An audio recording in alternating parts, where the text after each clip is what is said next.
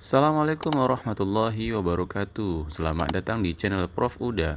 Kali ini kita akan membuat dashboard penjualan yang menampilkan informasi penjualan bulanan detail per jenis produk, kategori produk, maupun toko atau store yang kita miliki. Simak terus videonya sampai selesai. Sebelum itu, mari kita subscribe dulu channel ini dan jangan lupa nyalakan tombol loncengnya agar kamu selalu update dan tidak ketinggalan info-info menarik lainnya. Let's check it out.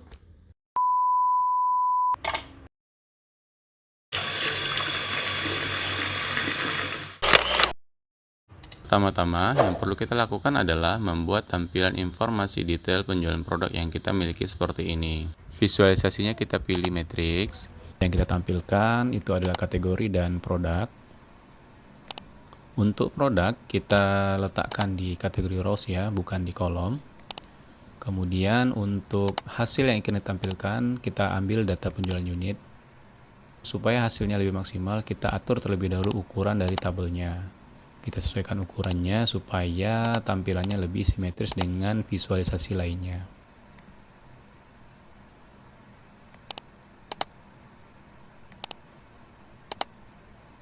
Data lainnya yang perlu kita tampilkan dalam matriks ini juga adalah di values, itu adalah total penjualan. Seperti ini hasilnya. Visualisasi berikutnya yang akan kita tampilkan adalah grafis ini ya teman-teman. Grafis yang menginformasikan nilai penjualan setiap bulannya. Sebelumnya kita harus melakukan transformasi terhadap database kita terlebih dahulu. Kita klik transform data. Kemudian yang perlu kita tambahkan adalah detail tanggal terjadinya penjualan.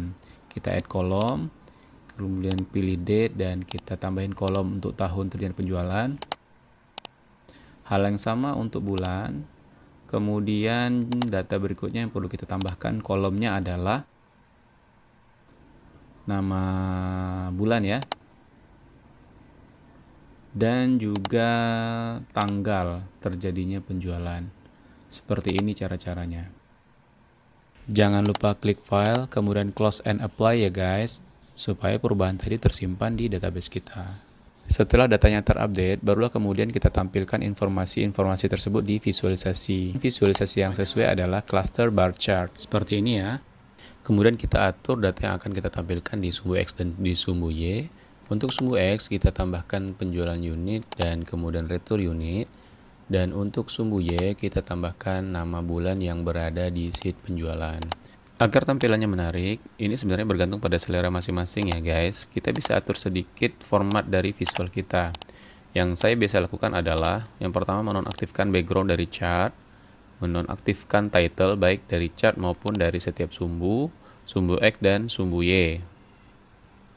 Langkah berikutnya kita bisa atur display unit ya. Teman-teman bisa lihat dampaknya ya. Setiap tahapan yang kita lakukan, display unitnya kita pilih non, kemudian title sumbu X dan values pada sumbu X, seperti itu. Untuk data label kita pilih on kan dan posisinya kita atur di inside end dari setiap bar chart yang kita miliki. Kemudian untuk judul dari chartnya di legend kita atur posisinya menjadi bottom right. Begini ya akhirnya ya teman-teman, tampilannya seperti ini.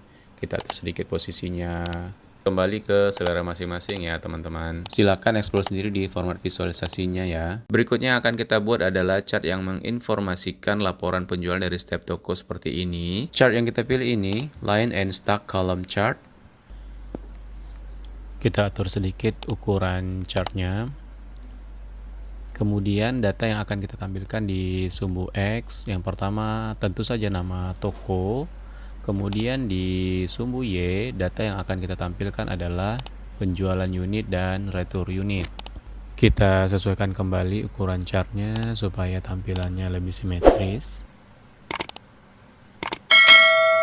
Dan seperti biasa, agar tampilannya lebih menarik, kita sesuaikan format visualnya. Yang pertama dari title chart kita nonaktifkan, kemudian juga backgroundnya, dan kemudian di sumbu Y untuk display unit kita pilih non. Selanjutnya valuesnya kita nonaktifkan, values sumbu Y. Titlenya juga kita nonaktifkan agar tampilan chartnya lebih optimal seperti itu. Untuk sumbu X juga sama, title-nya kita nonaktifkan. Kemudian untuk legend dari sumbu X juga kita nonaktifkan. Sementara untuk total label kita on-kan, dan supaya lebih jelas warna kontrasnya, untuk font kita rubah warnanya menjadi hitam gelap begitu ya. Dan jangan lupa untuk backgroundnya juga kita nonaktifkan. Dan beginilah tampilannya. Chart berikutnya akan kita buat adalah informasi tentang total penjualan unit dan nilai penjualannya, di mana jenis visualisasi yang akan kita pilih adalah card, dan data yang akan kita tampilkan yang pertama adalah informasi tentang penjualan unit. Kita sesuaikan terlebih dahulu untuk background, dan untuk fontnya kita pilih saja sesuai selera. Kemudian untuk ukurannya sama juga sesuai selera, saya pilih di sini adalah 25. Dan untuk category label kita nonaktifkan. Kemudian kita sesuaikan ukuran dan posisinya. Untuk display unit saya pilih non karena saya ingin menampilkan data detail dari jumlah total penjualan produk kita. Seperti ini. Dan kemudian untuk card yang kedua, infografis yang kedua, kita copy saja dari yang pertama ini yang sudah kita buat. Kita tinggal ganti saja data yang akan kita tampilkan menjadi total penjualan unit. Nah, untuk tampilannya kita sesuaikan, fontnya dikecilkan, disesuaikan supaya tampilnya lebih menarik. Saya pilih 20 ya, ternyata 25 kebesaran. Seperti ini tampilannya ya.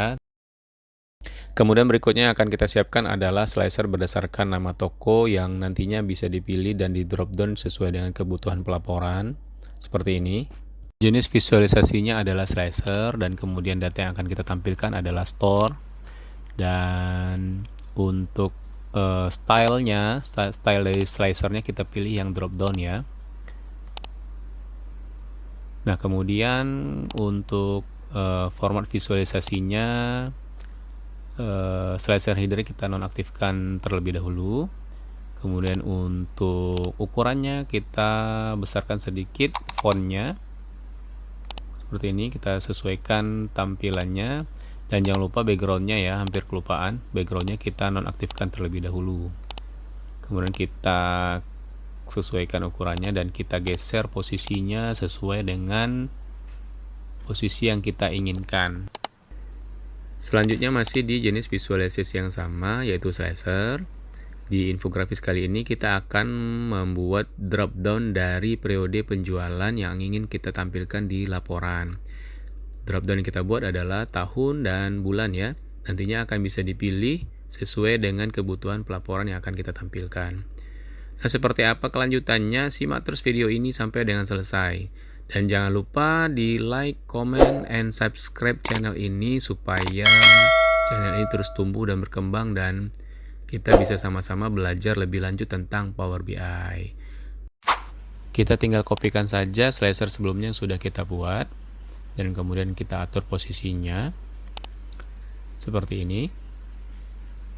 Kita kecilkan sedikit sesuai dengan kebutuhan data yang akan kita tampilkan. Untuk datanya kita ganti menjadi tahun yang ada di sheet penjualan ya, bukan kalender. Seperti ini. Kemudian untuk style dari slicernya kita pilih yang vertical list. Nah, tampilnya akan seperti ini. Kemudian jangan lupa untuk slicer headernya kita tambahkan. Kemudian untuk ukuran fontnya kita sesuaikan sesuai dengan selera dari teman-teman sekalian. Fontnya kita gedein seperti ini. Nah, berikutnya tinggal kita kopikan saja slicer yang sudah kita buat ini. Kita kopikan dan kemudian data yang akan kita tampilkan tentu saja bulan ya, bulanan. Kita ambil dari sheet penjualan month name seperti ini ya. Namun data bulan yang ditampilkan di sini itu belum berdasarkan urutan bulan ya, masih berdasarkan alfabet. Untuk mengantisipasi ini perlu beberapa hal yang harus kita lakukan terlebih dahulu di database. Kita klik table view, kemudian di sheet penjualan kita perlu urutkan bulannya sesuai dengan nomor urut bulan. Kita klik saja kolom month name, nama bulan. Kemudian kita pilih menu kolom tool dan kemudian sort by column kita pilihkan kolom month, bulan ya. Nah, hal ini akan mengurutkan tampilannya di visualisasi seperti ini. Oke, baik teman-teman sekalian, kita telah menyelesaikan pembuatan seluruh chart yang dibutuhkan untuk membuat dashboard penjualan ini. Langkah berikutnya adalah kita akan melakukan makeover terhadap dashboard yang kita buat tadi ya. Ini tampilan sebelum di makeover ya guys. Nah, untuk melakukan makeover, kita bisa menambahkan gambar background yang sudah kita siapkan. Kemudian kita klik format reports page, kemudian canvas background, dan pilih gambar background yang sudah kita siapkan. Untuk transparansinya kita bikin 0% dan image fit-nya kita bikin atau kita pilih yang fit seperti itu. Nah, kemudian kita bisa menyesuaikan ukuran dan warna dari chart yang sebelumnya sudah kita siapkan. Sebenarnya ini tergantung ke selera masing-masing untuk warna, untuk gambar, dan lain-lainnya. Nah, langkah berikutnya yang perlu kita lakukan adalah melakukan atau mengedit hubungan atau interaksi dari sesama chart ya, agar informasi yang ditampilkan di dashboard ini lebih utuh dan lebih sesuai dengan yang diinginkan oleh user. Di menu format kemudian ada edit interactions. Nah, di sini di edit interaction ini kita bisa mengatur hubungan antara sesama chart. Apakah hubungannya itu bisa saling berhubungan ataupun tidak saling berhubungan. Di dashboard kali ini saya ingin mengatur agar slicer store itu tidak mempengaruhi dashboard atau chart penjualan per toko. Saya atur hubungannya agar tidak saling berhubungan. Kemudian juga slicer nama bulan itu juga tidak berhubungan dengan penjualan atau grafis penjualan per bulan seperti itu.